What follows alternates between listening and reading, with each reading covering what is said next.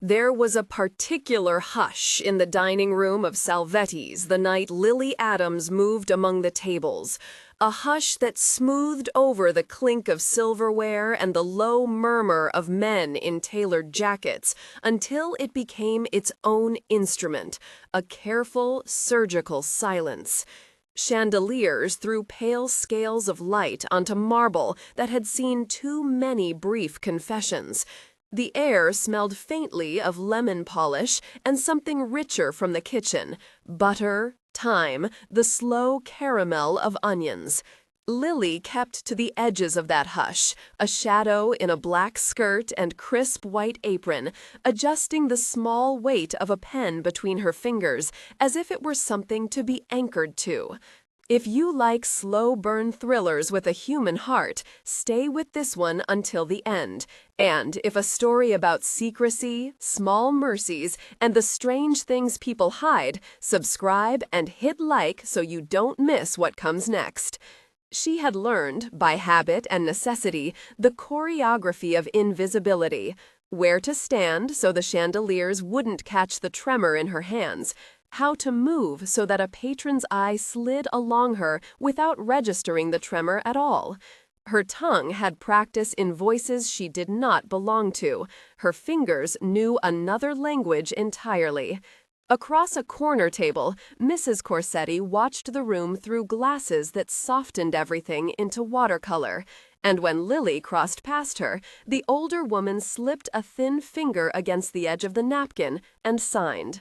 Lily's fingers answered, small, practiced shapes, the syllables of a dialect that had once been a lifeline. She could feel the word in the span between one fingertip and another, a private thing, spoken without sound. That private speech settled in the center of her like a compass. She was 21, balancing linguistics courses and late shifts, studying international relations in the margins of invoices and tips. Her life slid between studio classrooms and the steady tilt of trays in a world that asked her to be everything but seen. At home, behind the high iron of a building that smelled of cooking oil and old tobacco, was a name she did not say aloud in polite company: Patrick O'Malley. He was not a story. He was a set of obligations and guarded doors, the father who had taught his children how to read danger. He had taught Lily, too, though she had learned different lessons: how to hold a smile as armor, how to count exits by the light switches, how to tuck a secret into the hollow of her wrist. Dante Corsetti's attention arrived like a small, cool wind. He watched without looking, an economy of motion in a face that had been practiced for stillness. Lily noticed the way his mouth softened at nothing she could name, an oddity in a room full of preened masks. He moved with the certainty of someone who meant his presence to be noticed, even when it was not loud. The fold of his coat, the measured placement of a hand on the back of a chair. When Lily passed his table, she felt, absurdly, as if she were being examined, not for what she had to offer, but for what she might hide. Mrs. Corsetti had taught Lily, in small, unassuming visits, the generous economy of hands. The older woman signed not for the sake of theater, but because signing bridged a gulf that words had ignored. She signed about the weather, about the peach tart that was too sweet, about a grandchild who liked to hide in closets and pretend he was a pirate. Dante watched that exchange more than once over the following weeks. He watched Lily's hands as if they were revealing a map. The first time he spoke to her, it was in a voice that invited no resistance. "You're quick with your hands," he said at the end of a shift, the glass doors cooling the night on his shoulders. There was rain. The city's gutters were busy with it, a wash of silver on asphalt. Lily's fingers clenched around a stack of clean napkins, and she felt the old impulse to disappear, to fold herself into the practicality of bus trays and bills. I know how to keep them still, she signed, because that was what she had been taught to do when a stranger's attention threatened to slide into something sharp. Dante did not flinch at the language. His thumb brushed his palm in a shape she recognized not as a word, but as someone testing a key against a lock. "My mother would like you to come again," he said, and there was the hint of an offer in it, safe, deliberate, complicated. He said nothing about the eyes at the back of the room that followed his steps, or the way the staff exchanged glances when his car idled at the curb. He did not need to. When Mrs. Corsetti asked for Lily by name at her table, she did it with a smile that made the chandeliers seem to lean in. She signed slowly, shaping each syllable like a gift. "Did you ever learn how to knit? Bring something for me next time." There was a softness in the request that unmoored Lily. When she walked into the kitchen that night, sleeves rolled, the heat made the dampness on her hair go still. She wrapped 2 skeins of yarn and a pair of needles in a scrap of paper and carried them to the table where the elder woman sat. Dante watched her from a distance that was neither cold nor dangerously close. He watched as she sat down and began, hands moving in a pattern that was not all that different from the signing she used to steady herself. He began to come more often. He brought his mother small moments of revolution, a new tea, a book on Tuscan gardens, a plate of clementines cut with the precision of someone who counted fruit as charm. Lily found that when she lit into the work of waiting, the room narrowed to the warmth of Mrs. Corsetti's palms and the space between words. Dante took notice of the way she would slip into the margins to make the longer signs, the ones that took both hands and a breath, and he began, surreptitiously, to learn. They had rules, unspoken and strict. Dante did not ask questions about her last name. Lily did not volunteer stories of her father. But the city will make a treasury of loose things, and someone will always find a way to piece them together. In the rustle of shift change one evening, Lily's phone buzzed behind the ear of her apron. The name on the screen made the breath leave her. Tommy, a shorthand for a worry that had become a habit. She slid the device into the pocket of a coat and blocked out the sound, because there were patrons whose nights depended on the illusion of seamless service. She watched Dante that night as he watched the door. When a man with the gait of someone used to meaningful promises, a man from Patrick O'Malley's circle, though Lily did not know his name, entered and sat at a high table by the window, Dante's jaw tightened. The man's face was ordinary until it was not, a small white scar near his temple that told Lily nothing and yet felt like a punctuation mark. The man spoke into his phone. Voices have different weights. From where Lily stood, the low thread of a conversation reached her. Talk of movement, a reference to Flanagan's men, like a wasp's nest. Her hands went cool. Flanagan's name was one that the building had learned to keep in the softer registers of gossip. Sean Flanagan had some reputation for sharp things done with blunt instruments, and his presence anywhere near O'Malley meant a knot pulling tight. Lily's chest remembered a smaller life, a childhood where doors were bolted twice and whispers did the work of alarms. That night, Lily understood, for the first time in a while, how fragile the choreography of invisibility could be. Dante left without a word, but not before finishing his wine in a way that suggested an intention to return. When he walked past the kitchen on his way out, he placed a folded napkin on a stainless counter with a careful, almost ceremonial motion. Lily picked it up with gloved hands and peeled back the layers. Tucked into the fold, smaller than her palm, was a square of fabric, faded and worn, that smelled faintly of lavender and smoke. It was a baby blanket, The silk was frayed at one edge, and a child's tiny name, more a scrawl than an embroidery, had been stitched into a corner. That was the moment she first saw the thing that would insist on being seen. It should have been incongruous and alarming, a relic of tenderness in the hands of a man whose every move suggests calculus and containment, but the sight of the blanket made something unclench inside her. The stitching tugged on a place she had been careful to keep blank. She had learned to read domestic objects like they were texts. A scuffed mug could name a roommate who left in a hurry. A child's shoe, propped in a corner, could tell a story of lives that had gone on despite the violence of their margins. To see a baby blanket in Dante's possession felt like an invitation to understand what he fears guarding. She did not speak of it that night. She put the fabric back where she had found it, smoothed the napkin, and slid the tray through the pass as if a small, private transgression had not occurred. But the image of the blanket, the smell, the frayed hem, the sloppy stitch of a name, sat against her like a promise. The weeks that followed were a study in small discoveries. Dante's gestures towards Mrs. Corsetti grew gentler. He would prod a cranberry tart with his fork and ask, in a tone that held both humor and gravity, whether the filling could be less acidic next time.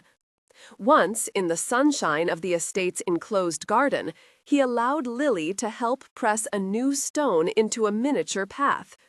Her fingers were cold from that afternoon's shift, his palms were warm, and he said nothing about why he kept the blanket.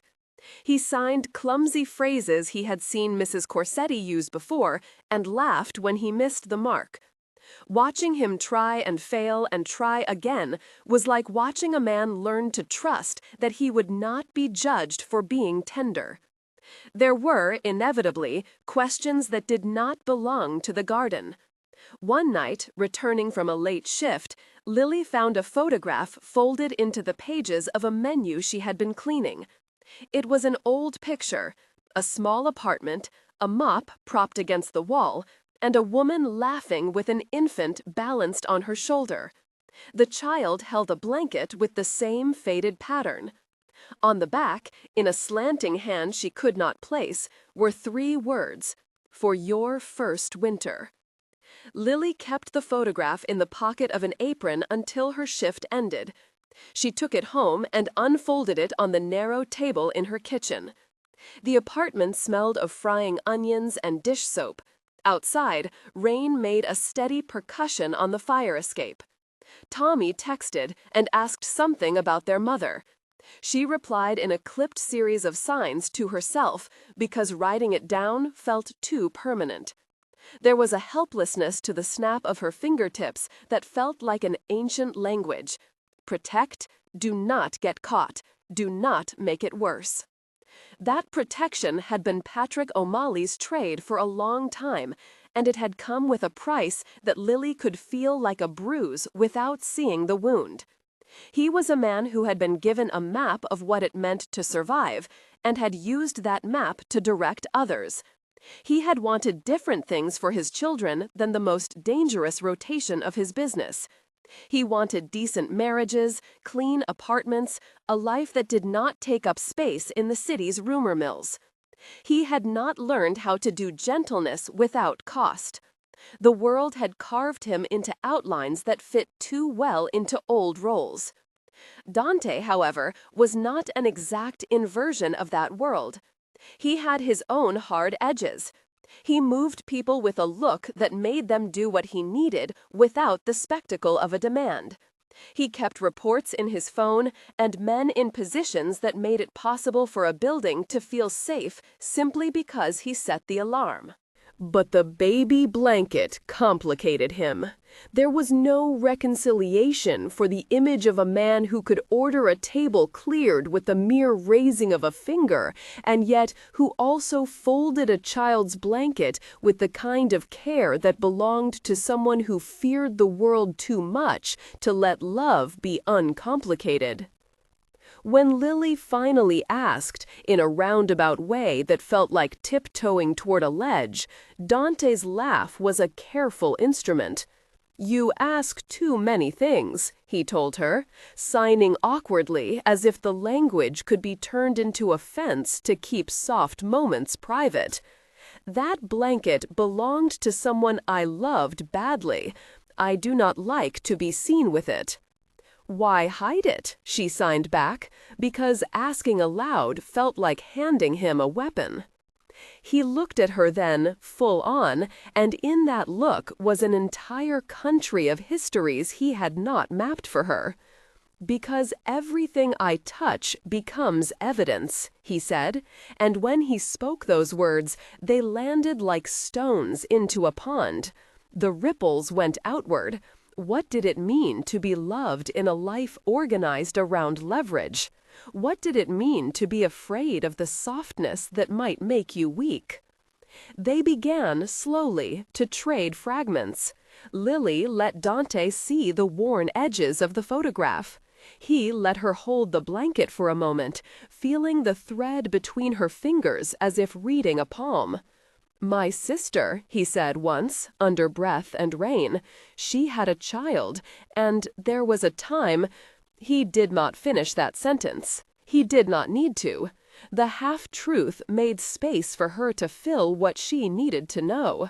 He feared failing to shield something innocent from the world's machinery. That fear made sense to her in a way that the city's cold read of survival could not. She had hidden in plain sight to keep her family from falling into a place that could not be forgiven. Dante's fear was not to be thought of as monstrous. He feared the monster he might be to those he loved. In that, he was not so different from Patrick O'Malley, who had taught his children to conceal, to plan, to barter warmth when the city demanded price. But Dante's tenderness toward the small things hinted at something else, a desire to remake the rules quietly within the framework he had. Flanagan, however, did not care about the subtlety of private rules. He cared about leverage and power and the way fear could be sold. Weeks later, an overheard conversation in a corridor, a name dropped like a nettle, told Lily that someone had been feeding information to Flanagan. Surveillance, a phrase that fluttered through the staff like a winter wind. A burner phone left on a back shelf, a handshake in a doorway, eyes that lurched too long toward the kitchen. The city gave small physical things for suspicion to feed on. A misplaced employee ledger, an extra name on a reservation list. Lily saw the pattern. She felt the pulse of it in her throat. Dante offered help. He did not call it by that name. It was someone she had thought of as family, Sean Jr., a brother shaped by a hunger for recognition, who had been planted with the wrong listeners by promises of power. The revelation came folded into the envelope of a late-night message, a photograph of Tommy, a bruise by his temple, and a caption that meant nothing but everything: comply or pay. Lily's feet left out of the restaurant like a person walking underwater. The city seemed to tilt. She could have gone to her father with the evidence. She could have brought this to Patrick O'Malley and watched his old hands make decisions that had always been made in a closed room and in low light. But she had also seen the cost of those decisions. Patrick's choices had always been transactional. His love was as messy as the mouths that cursed him and the children who lit candles for him. She wanted something else, a shut door that could mean a clean life for the youngest and a quiet for those who had been hurt. Dante's reaction to the betrayal was not spectacle.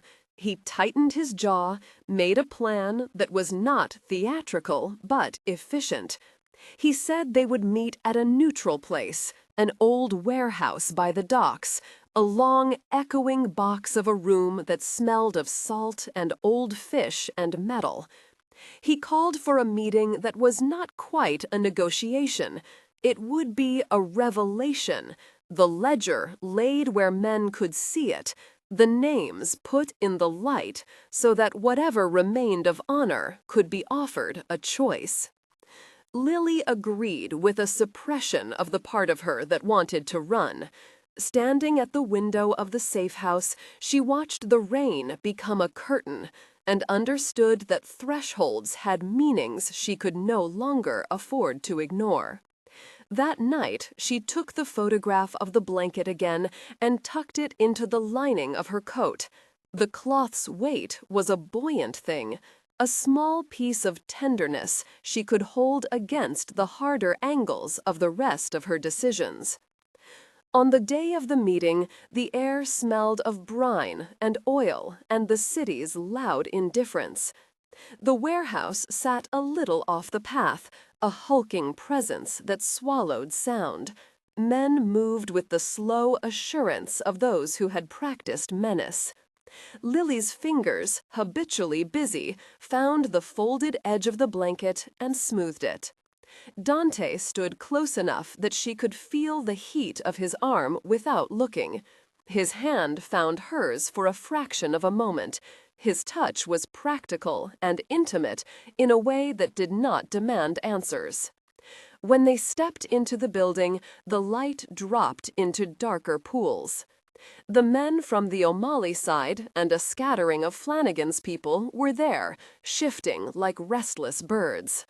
Carlo stood to Dante's right, eyes scanning, while Patrick, in a corner carved out by age and the gravity of his own name, watched with the flatness of someone who had learned that surprise was a poor commodity. Lily carried the ledger like a talisman. When she unfolded it on a crate, the names seemed to multiply in the echo. There was a hush, and in that hush she found Dante's eyes on her, an acknowledgement that what she had brought would change the shape of things. Flanagan himself arrived late, red-faced, the kind of man who wore aggression like a second skin. The air tightened. Words were traded, not the clumsy theater of speech, but the knife-edge currency of accusation. Names were read aloud, arrangements, off books, the small surrenders people made to keep their lives in motion. Flanagan reacted with the sort of anger that signaled a man who had been challenged for his claim. The situation sloped toward violence with the efficiency of a pulled wire. Men shifted, hands found belts, shoulders squared. Lily felt the entire room tilt toward a place she had practiced stepping away from. She tasted copper and fear at the back of her throat, a warning she had learned to heed since childhood. Dante moved, not with the spectacle of a man who sought to dominate through force, but with the precise motion of someone who knew how to cut a thread without unraveling the cloth. He stepped between two of Flanagan's men, palms outward, and said the kind of thing that made them hesitate. "We do not need to make this more than it is." Someone laughed then, a short, sharp sound. In a flash, a scuffle broke, quick and animal. A fist met a jaw. Someone cried out. There was a moment when everything slowed, the sound of a shoe scuff on concrete, the sparkle of light on a falling bottle. And then a figure moved toward Patrick as if the old man were a prize to be claimed. Lily's hands went to the blanket, pulling it, instinctive and nonsensical, up to her chest. It was then she saw him, Sean Jr., the brother she had thought was a child of the system, hands bloodied, eyes wild, as if he couldn't understand why the world would do what it did. He lunged for Tommy, or toward where Tommy would have been if Tommy had been elsewhere. And in that flash, Lily realized with a clarity that was almost holy what was at stake. Protecting meant not only shielding from physical harm, but preserving the small human things that made a life worth defending. A gun rang once, a sound that ripped the hush and made the room reel. The moment after felt like a bruise. A man fell, the world tilted again. Lily's breath left in a long, thin line. Patrick moved with a speed that belied his years, and in the arc of the movement, something in Lily's head broke and reassembled. Violence would always be there, but so would choices about how and when to use it. Dante's expression in the immediate aftermath was a map of that new territory, a tightness around the mouth, an openness in the eyes. He had, in the space between the shot and the fall, reached for what he valued most and had judged against the cost.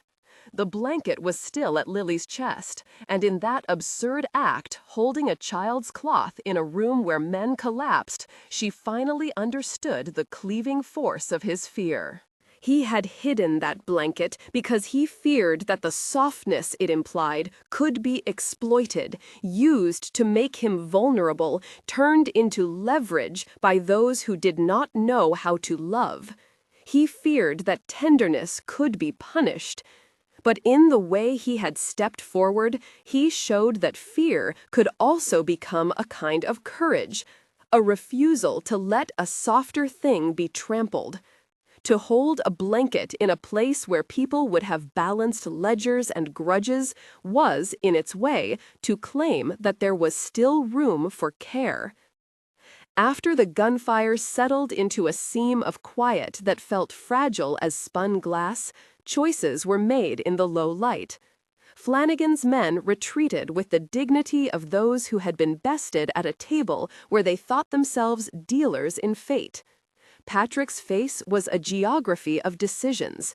He looked at Lily with a softness that had not been there in years, a recognition of the cost his child had paid for a name. "You chose," he said once, and those words held both accusation and an odd pride. In the weeks that followed, the city recalibrated. Men who had been thick in the roster of risk found their positions diminished. Flanagan, who had once been noise and presence, exited the frame in a way that left the family breathing. It was not a clean victory. The scars were real and many of them invisible. Patrick announced, with the cautious language of someone stepping down from a long vigil, that he would retire from the more brutal work. He would not vanish from life. A man like him was a fixture. But he would cede the hands-on shaping to those who might do less violence with them. Dante's world softened in small increments. He reduced patrols at certain intersections, redirected shipments that had been less than savory into legitimate channels. He paid men to learn trades that could shape a quieter life. There were losses in this recalibration. Men who had known no other purpose could not all be recrafted into gardeners and bakers. But Lily noticed the difference in the way he moved through the estate.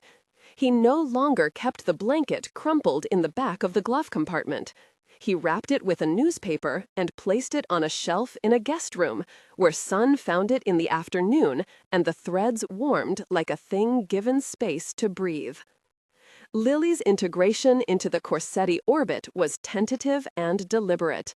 She took shifts at the estate kitchen, taught Mrs. Corsetti some of the modern phrases she had learned, and in return, Mrs. Corsetti taught her how to arrange a small bed in a room so that waking up felt like a privilege rather than an interruption. Dante's tenderness continued to grow in the quiet ways that had always suited him. A coat placed across shoulders left cold, a hand steadied on a plate when tension rose in a conversation. He remained morally ambiguous. His decisions were not always the easiest to untie, but the edges around him had become less sharp for the people he kept close. The reconfiguration of power at the O'Malley household did not erase every hurt. There were nights when Lily still woke with the city in her throat, when she could not stop counting exit doors or noticing the way a cab's light lingered on a corner. Old habits die like old wolves. They go deep, and they occasionally howl. But there was a new option on her list of possible futures. She could stay tethered to the family seam that had always been stitched with threads of obligation, or she could step through a door that promised a different kind of life, one where hands could speak in gentler tongues. The epilogue came in the form of a garden that had once been a place for small talk and now became a place for a small, decisive conversation. It was late spring. The air had the scent of cut grass and the green of things starting over. Dante had brought out a blanket that was not the one she had first found, but carried the same weight of tenderness, folded and clean. He draped it over a bench as if that small public act could finish a private promise. "Do you still fear what you feared?" she asked, fingers tracing the edge of the cloth as if testing for hidden seams. He smiled, a movement that was not without gravity. "Every day," he said. "Fear is not a thing you leave behind. It is a companion.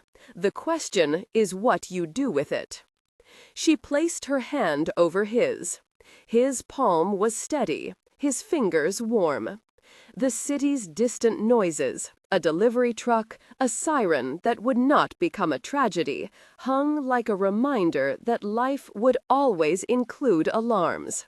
But in that garden, with sunlight fracturing on a path, and hands speaking the quiet language that had first bound them, Lily understood something else. Fear, when met with deliberate tenderness and an unwillingness to let it calcify into cruelty, could be the seed of something like mercy. They did not promise each other a life free of compromise. They promised, instead, to try, and that, for both of them, felt like a radical act. But the city keeps its own ledger, and even as new arrangements took hold, there were loose ends that hummed like a low current beneath a calm surface. A message in the night, a photograph mailed without return address, a man who refused to accept the new order. Lily had learned that peace in that world was a negotiation with the past, and peace required constant tending. She folded the baby blanket then, the one she had found in the napkin months earlier, and laid it with care among linens in a drawer at the estate. It retained the faint smell of lavender and the trace of tobacco that made it part memory and part possibility. In that moment, Lily thought about all the things people hide, not just weapons or ledgers, but things that make them human and therefore fragile. She understood that Dante had hidden the blanket not because he wanted to deny tenderness, but because he feared what tenderness could invite. Not only the kindness of those who might protect, but also the greed of those who might exploit. To understand someone's fear is not to remove it, it is to name it, to hold it without flinching, and to decide whether to make a life around that named thing, or let it dictate the edges of every choice. Lily chose to build a life that acknowledged fear and refused to let fear alone do the shaping. Outside, the city's rain had stopped. Light collected on the estate's gravel like coins. She thought of Patrick, of the ways he had tried to protect them, and of the cost that protection had demanded.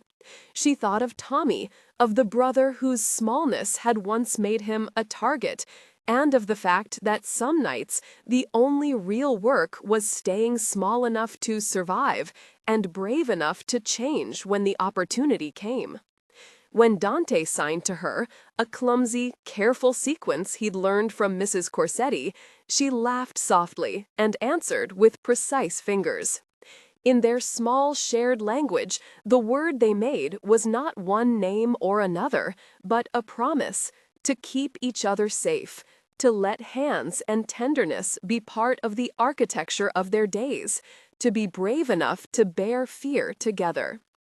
They were not free of the city's ledger. Men rearranged, loyalties shifted, quiet debts lingered. But in the small, tender acts between them, the future took on a form that had a place for both caution and care. Lily kept the baby blanket as one might keep a map to a new territory, folded, known, and ready to be opened when needed. It would remind them, in a world built on sharp edges, that softness could be powerful if guarded not by secrecy, but by shared responsibility. There was no grand denouement, no cinematic cleansing.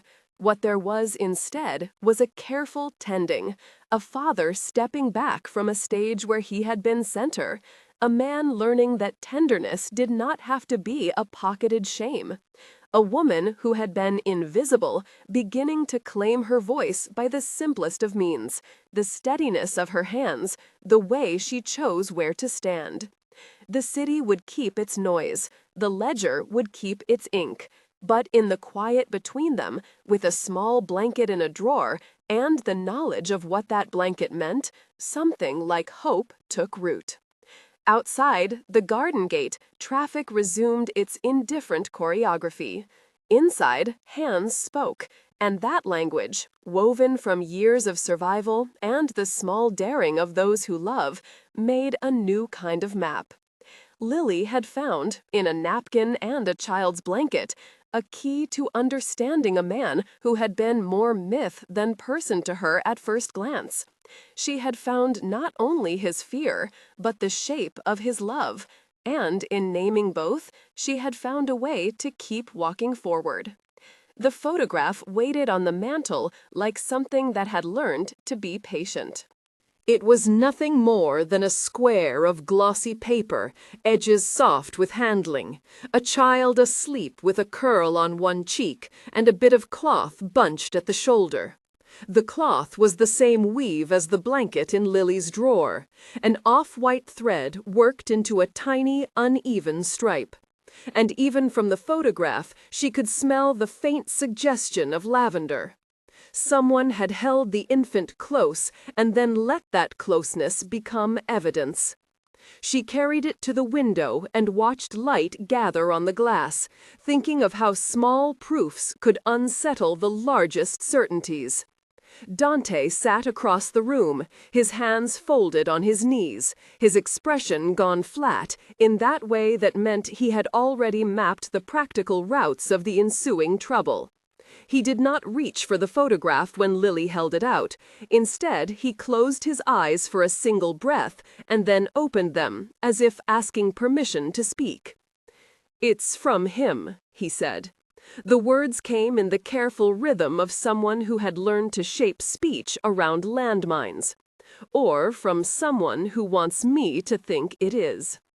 Lily had learned to listen to his silences as much as his sentences. "Who?" she asked. He swallowed.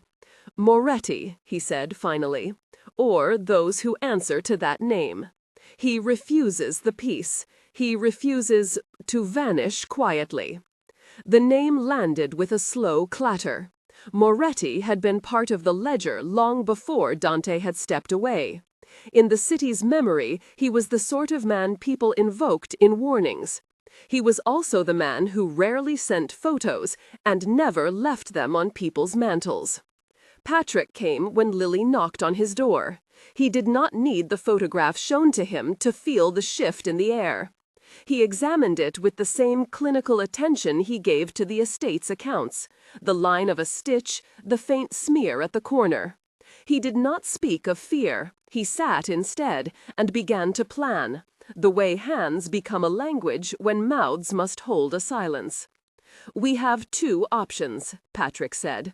"We can show weakness and hope Moretti's threat is bluster. Or we can acknowledge it, set a boundary, and force his hand." "To force his hand," Dante started, then stopped. His fingers flexed. "To force a man like him is to invite blood. He has no ledger entry for mercy." Lily thought of the baby in the photograph, of the curve of the cheek, of the lavender that clung like memory. She thought, too, of Tommy and the ways a city took small people as collateral. Between tenderness and ledger, there was always a calculus. Between naming someone's fear and acting on it, there was always a risk. Still, the photograph had the feel of a proof not meant for murder, but for bargaining. An attempt to remind Dante of debts he might have thought settled. "If he wants something," Lily said, surprising herself with the steadiness of her voice, "we negotiate. If he wants to unsettle you, we refuse to be unsettled." Patrick's mouth tightened. He won't accept a refusal as peace. Men like Moretti live by imbalances. They make profit from the scramble. They argued, then, not in words so much as in movements and evaluations, what the city owed, what they could afford to give, and what they would never surrender. Lily felt the old habit of being invisible rise like a tide, and then, quieter, the new habit of claiming small freedoms. The choice to put the blanket back in the drawer where Dante could find it. The choice to stand by a man who had once been myth and now wanted to change. The choice to act without theater, without song, without making promises the ledger could tear. That night they called no meeting of the old circle. They did not post guards at every gate. They moved as if they wanted to be ordinary. Lily wrapped the photograph in tissue and slid it into the side pocket of her coat. The act felt like making an offering to a god that used signs instead of sermons. Keep this, she told herself, not to hide, but to remember. The first sign came at the river. They had chosen the river for no better reason than its habit of carrying secrets away. Dante went ahead, walking with his hands in his pockets, as if to show he had nothing to hide. Lily kept back and watched the way his shoulders reminded her of someone who had once learned to be smaller to survive.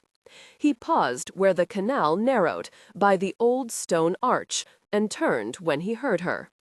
A man waited there, leaning against the wall, his coat slick with the last rain.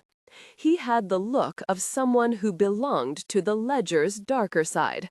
Too neat a beard, the kind of eyes that had been trained to spot fear. Moretti's emissary, thought Lily, and felt the small thrill of recognition that comes before danger widens into shape.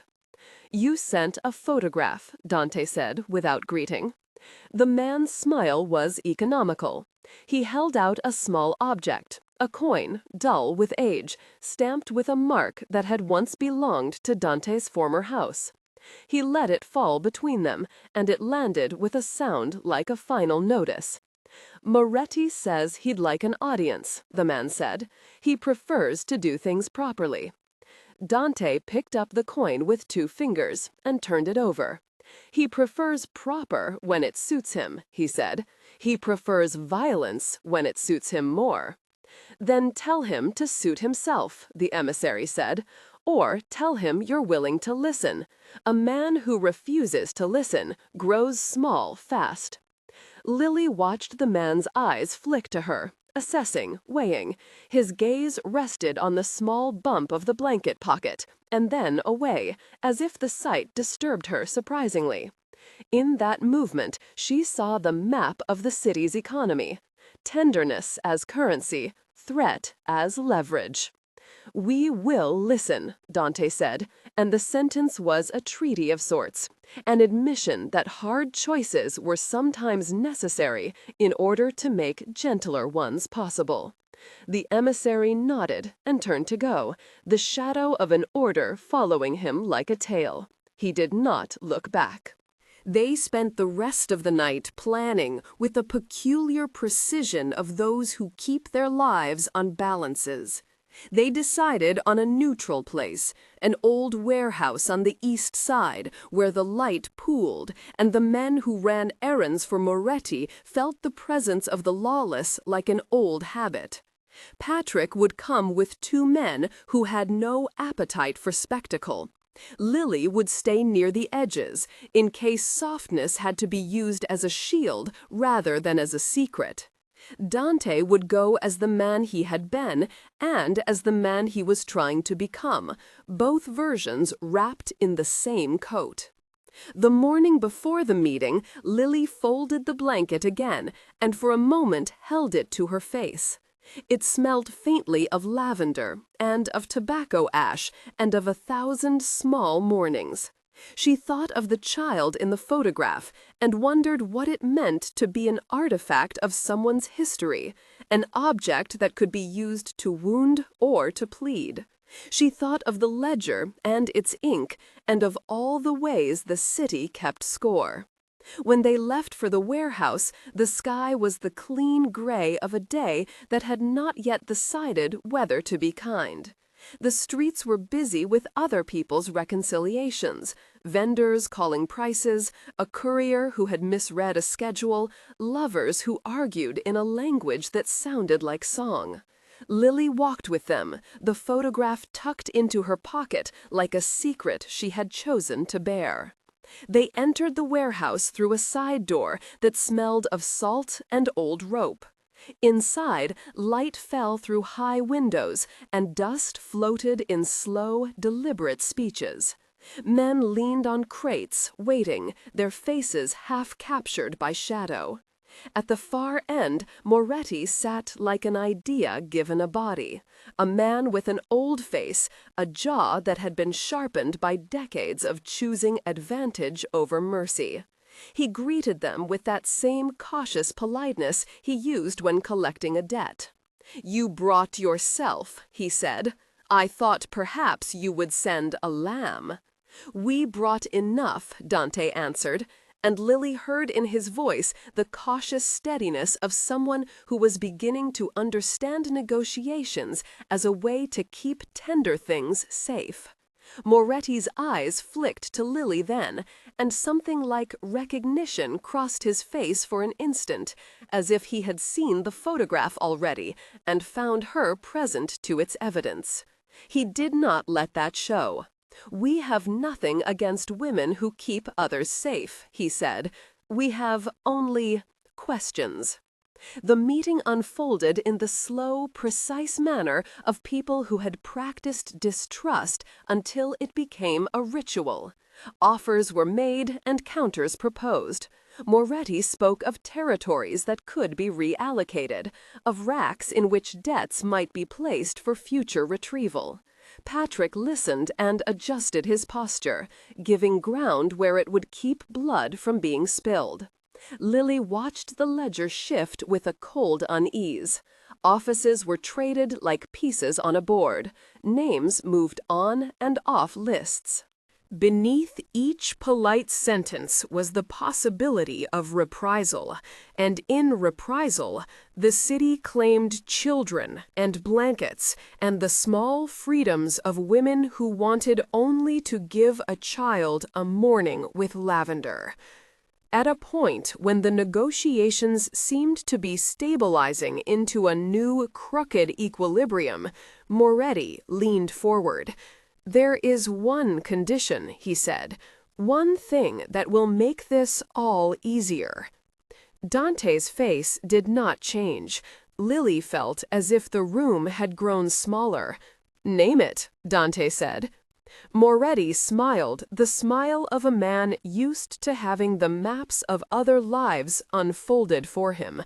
"A person," he said, "someone who has a title you still hold."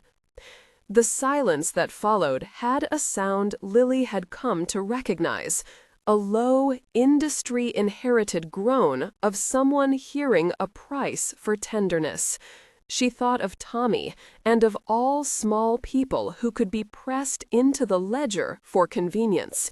She thought of Patrick and the way he had kept an account in his head of what he would protect and what he would give up if pressed.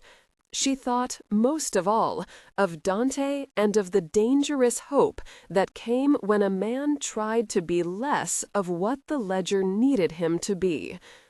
Dante looked at her, briefly, in the way a man looks at a person he is asking to carry a weight he cannot. Lily felt the blanket in her pocket as if it were a small, beating thing. The choice that opened before them was ugly and old. Barter a life to secure many, or risk many to spare one. She understood then that peace would demand a particular kind of courage, one not always celebrated in legend. It was not the courage of a single heroic act, but the courage of 1,000 small decisions that accumulated into a new grammar of living. "We do not trade people," she said, and even as she spoke the words, she knew they would be tested, because cities like theirs measured promises in measurable returns, and not in the steadiness of hands. Moretti's smile collapsed into something flat. "You will reconsider," he said. "You will see reason." They left the warehouse with negotiations unsettled but deferred, the coin of Moretti's emissary still between Dante's fingers, as if the metal might teach them all to be harder. On the street, Lily slid the photograph back out and looked at the sleeping infant once more. For a moment, she let herself imagine the child growing into a person who might keep the tender things and also learn to name fear without becoming fear's servant. Later that night, when the city finally settled like a beast chewing its cud of troubles, Lily sat at the gate and watched the lamplight sketch shadows on the gravel. She thought of debts and of the way a ledger can demand an account in people's lives. She thought of the promise she and Dante had made, not to be free of compromise, but to try.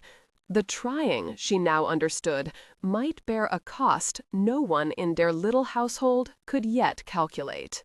She folded the blanket and held it for a long time, feeling the softness and the tiny stiffness where a child's fingers might have clasped. There were choices to make that would not be solved by plans or cleverness, choices that would require naming what one would not surrender. It occurred to her in the thin hours before dawn that love could be both a refuge and a weapon, that to protect tenderness sometimes meant teaching others how dangerous tenderness could be when weaponized against it. When Dante slept beside her, his hands an arranged language of rest on his chest, she slid the photograph out one more time. On the back, beneath a smudge of ink, someone had written a single word: "Remember." Lily did not know whose command that was, whether a taunt or a plea, but she understood its power. Remembering could be a trap. Remembering could also be the first step towards something new. She slipped the photograph into the blanket and tied the drawer shut. Tomorrow they would decide whether to keep their small promise in the face of a ledger that wanted them to account for it. Tonight she slept with a small parcel of lavender and a photograph of an infant, and with the knowledge that peace in that city would always be an act of tending. At dawn, they rose and met again, not as the ledger required, but as people who had chosen one another. They wore practical shoes and carried no banners. They walked toward the east side, toward the places where the city's old bargains were documented in brick and shadow. They would not be naive. They would not be theatrical. They would go instead like people who had learned that the most radical acts were often small and exacting. At the corner where the street split, a figure stood waiting, neither emissary nor open enemy, but someone who belonged to the quiet part of the ledger, A woman with no name on any list and a packet of papers folded under her arm. She looked at Lily with a frankness that made the air feel honest for a moment. "You brought softness with you," she said. "Do not be surprised when that makes men uncomfortable." Lily smiled, not because the woman's words were comforting, but because they were true. Together they stepped forward, and the city watched, as always, its ledger humming beneath the footsteps.